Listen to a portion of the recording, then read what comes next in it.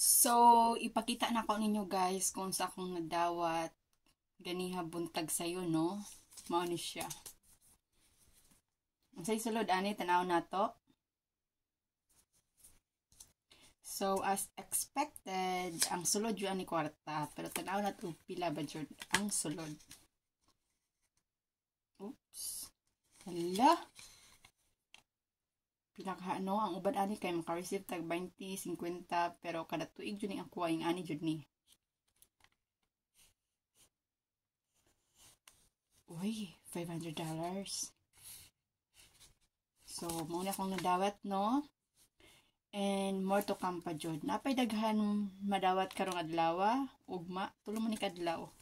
So, padaghanay na lang tag sobre ani. Padaghanay lang. Di lang ta padagkuay kay mura man dagko na mo. So, maglibot-libot na mig mga balay-balay para managhanam mong sobre. Padaghanay lang tag sobre, dili lang padakanay og sulod ha. Kay kanila man jud ang dako-dako. So, napajoy dako nga maabot. Gikan unya ni Lola. Ato lang paaboton kay basin ugma kung moari siya or basin today moari sila para mag-dinner. So, dako na kining tabang. Palit na to og bag-o. Bagong sinina, bagong shoes. So, kana siya mga madawat na ko for Chinese New Year is ipalit na ko ana as remembrance. Dili lang permi kay ipadalang mato permi sa Pilipinas, no?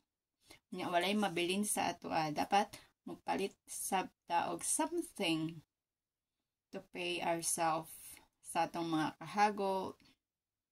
Diba kada adlaw? So, happy Chinese everyone! Sa mga walay madawat, ayaw mo pagmugot.